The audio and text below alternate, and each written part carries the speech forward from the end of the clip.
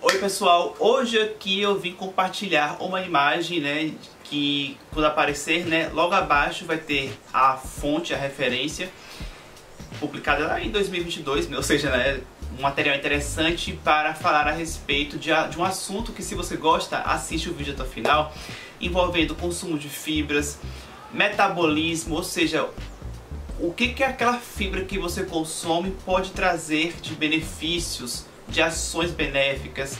E aí, é claro, para começo, eu peço que você garanta o seu like, o seu joinha aqui embaixo para mim. E se você não me conhecia, eu sou nutricionista, então se inscreva no canal, ative as notificações para que você acompanhe sempre os conteúdos que eu posto com regularidade por aqui. Então agora aí na tela com vocês a imagem que a gente vai entender aqui. Temos aí, na verdade, né, a visão A e visão B. Aqui, gente, é o seguinte, né? Eu vou começar pelo lado B. Questões de predisposição genética, uma alimentação inadequada. Veja o que eles colocaram aqui, né? Bem de forma oportuna.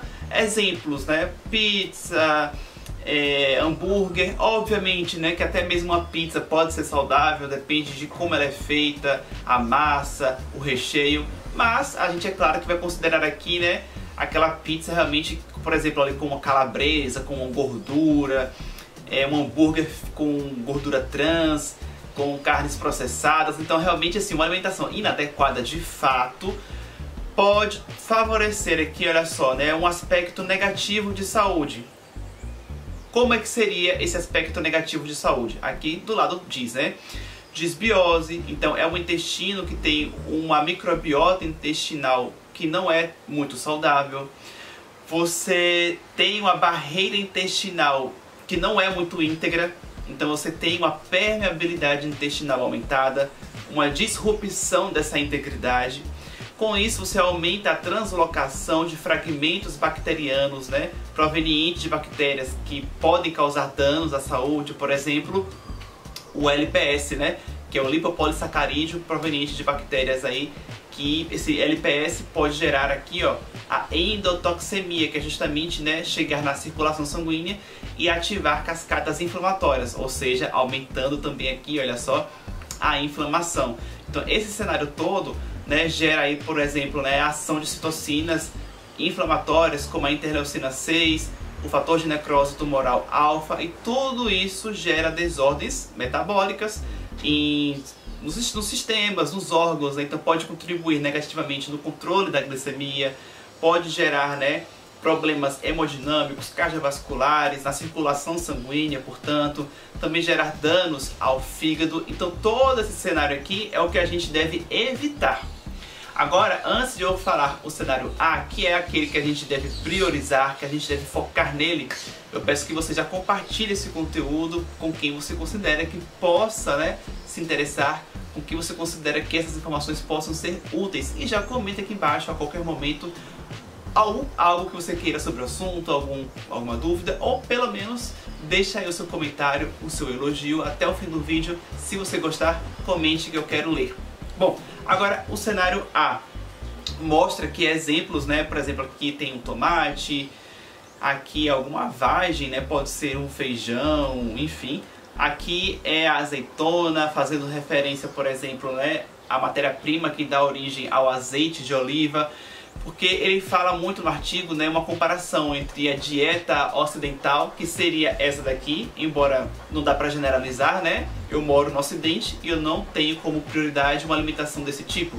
E aqui é aquela saudável, né, que eles chamam de dieta mediterrânea, o que também é só um nome, tá, gente? Porque eu moro no Brasil, eu consumo azeite de oliva, eu consumo tomate, enfim, então é só um tipo de dieta como ficou conhecida, né? A dieta mediterrânea, a dieta ocidental. Mas o que importa é você entender, né, o tipo de dieta, né? A composição da dieta baseada aqui, no caso, né, em frutas, em legumes, em verduras, em alimentos realmente que são da natureza, alimentos mais naturais. Então, esse tipo de alimentação mais equilibrada, mais saudável, vai gerar, né, um consumo adequado aqui, olha só, de fibras dietéticas que vão agir lá no intestino, inclusive, né, sendo parte aí dessas fibras, né, aquelas de caráter ou de propriedade prebiótica, que vão gerar ali um efeito de fermentação pelas bactérias do hospedeiro, né, do humano que consumir esse tipo de alimentação. E aí você gera metabólitos secundários ou ainda pós-bióticos. Inclusive aqui no canal tem vídeo aí que eu falo sobre isso, né, o conceito de pós-bióticos, como os ácidos graxos de cadeia curta. Exemplo aqui, né, listados na imagem, o butirato, o propionato também. E aí, diante dessa formação desses ácidos graxos de cadeia curta, como esses dois que eu mencionei agora, você tem, por exemplo, né, a indução de uma eubiose, que é o contrário da disbiose. Então, na eubiose, você tem uma microbiota intestinal com uma composição de micro-organismos que é favorável para a saúde. Então, isso é positivo. E isso gera, gente, efeito bacana para a proteção da barreira. Então, você tem uma ação boa para você manter a integridade intestinal. E a gente pode visualizar na imagem a diferença, né, visual. Aqui a gente tem as células intestinais com um espaçamento entre elas, o que não é bacana, não é o ideal. E aqui a gente tem, nesse caso aqui, olha só, do cenário A, então o espaçamento, né, que eu falei é no cenário B, e no cenário A as células estão, ó, unidas, juntinhas, ou seja, é uma barreira física para você evitar com que haja, por exemplo, a facilidade de translocação de fragmentos de bactérias patogênicas, né? E aí você tem também a proteção da questão referente à imunidade, né? Você tem uma ação imunomodulatória, você tem a ação de peptídeos, né, antimicrobianos, você tem a indução, por exemplo, né, de interleucina 10, que tem uma ação anti-inflamatória, que é o contrário do cenário B, né, onde você promove a inflamação. No cenário A, você promove até mesmo um aspecto anti-inflamatório, que é muito importante, né, essa ação anti-inflamatória, justamente para conter processos inflamatórios crônicos, intensos, que podem ser danosos para a saúde, né, quando acontece de forma crônica, de forma intensa. Então, esse efeito anti-inflamatório é muito importante para você contrabalancear, para você ter um melhor equilíbrio e um maior controle desses processos inflamatórios, que são importantes quando acontecem no tempo certo, na medida certa, mas é que eles não podem ficar descontrolados. Então, um efeito anti-inflamatório é nesse sentido de você deixar tudo mais no controle, no equilíbrio. Então, diante desse cenário, o que a gente entende? A gente entende que é importante, né, quando o nutricionista fala que coma uma alimentação mais natural, consuma frutas, legumes e verduras, é o tal do beabá, do básico, do basicão, que todo mundo já ouviu, todo mundo meio que já sabe, mas aqui você consegue entender na prática o quão impactante isso pode ser, né? Se você tem esse discurso na prática, não é só um discurso, não é só um tá bom. Não, tem um porquê, tem justificativa, porque isso realmente vai impactar no seu metabolismo. Aquilo que você mastiga no seu café da manhã, no seu almoço, no seu jantar, o que você escolhe, né, para se alimentar, vai ser ingerido, vai entrar no seu organismo, né? Então aquilo dali vai ser digerido, vai ser absorvido. A pergunta é, você está digerindo o quê? Uma carne processada?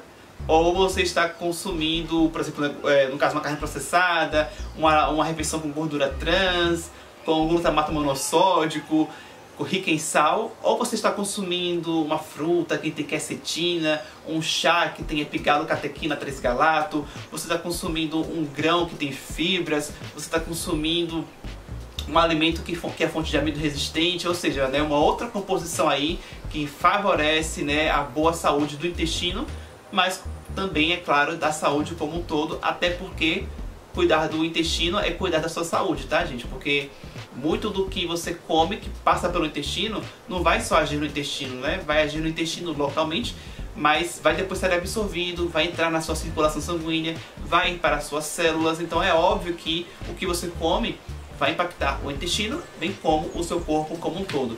E se você quer ter uma reeducação alimentar efetiva, você pode ter uma ajudinha desse material aqui, ó, que você pode adquirir clicando na descrição aqui, ó, o link e-book Reeducação Alimentar. É só R$ 9,90, tá? É um material que eu criei assim há alguns anos atrás. É simples, sucinto, lúdico, são poucas páginas, então assim, é mais com o intuito, hoje eu peço, né, no sentido de voltar a divulgar, com o intuito de você adquirir para contribuir financeiramente comigo, né, que estou aqui sempre divulgando conteúdos gratuitamente para vocês. Mas é claro, é R$ 9,90, é uma contribuição, mas ao mesmo tempo você recebe algo em troca, né, que é o e-book, que você recebe, tá, por e-mail. Eu imprimi, encadernei para ficar bonitinho, para poder mostrar para vocês, né, e voltar a falar dele aqui. A não ser que você esteja aqui no canal há muito tempo, que aí você já viu falando dele, né, desse material, outras tantas vezes, né, há tempos atrás.